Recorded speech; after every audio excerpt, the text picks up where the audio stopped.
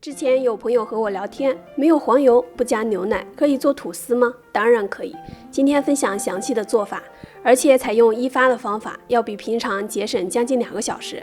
准备500克面包粉，加60到80克白糖，5克盐，再加1个鸡蛋，270克清水，最后加50克玉米油，味道小一点的油都可以。先搅拌一下，这样可以节约揉面时间。用高速搅拌5分钟左右。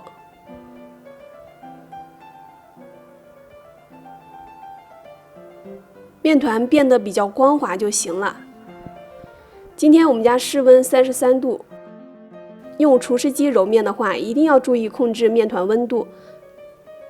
我是通过冷冻的方法控制面温的。面团密封起来，放在冷冻室冻上20分钟，可以降低面温。如果不着急的话，可以再多冻一会儿。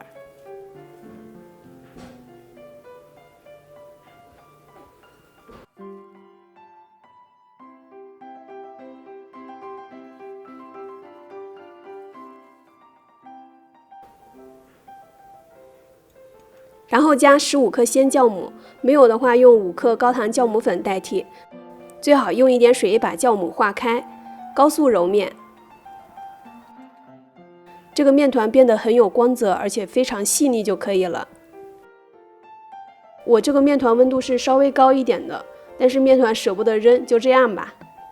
在揉出筋膜的阶段，一定要控制面温，不让它提前发酵，要不然面团组织会不细腻，影响口感。不用醒发，直接分成6份。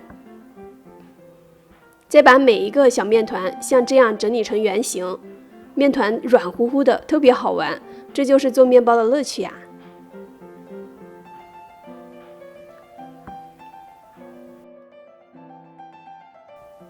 因为这个面团有一点黏，所以我撒了一点干面粉防粘。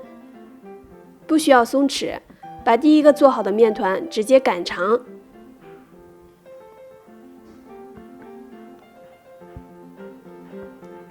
翻个面，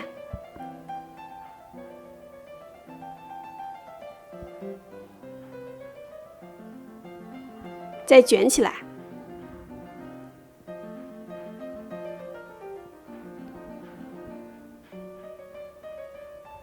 再拿第一个做好的面团，因为在这个擀卷的过程中，它已经松弛好几分钟了，更容易擀开。第2次的擀卷要比第1次更长一些，这个工作也特别重要。擀卷的过程就是让面包的组织会变得更好、更拉丝。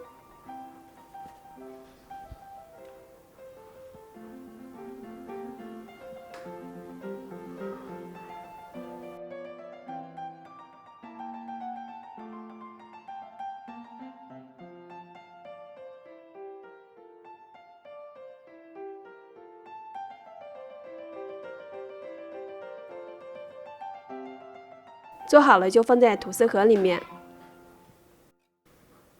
要给它盖起来，这也是为了防止水分的流失。面团有多的水分才会变得柔软。为了让发酵更快，让它们在窗户边享受阳光吧。1个小时15分钟，已经发到8、9分满了。看来沐浴过阳光的面团就是不一样的。烤箱提前预热，放下层30到35分钟就可以。10分钟的时候上色满意，记得加盖锡纸，免得烤糊。出炉之后要蒸出热气，倒在烤碗上晾凉。捏一捏，你能感觉到它的柔软吗？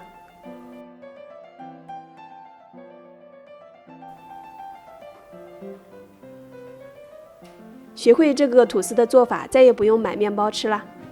拜拜，我们下期再见。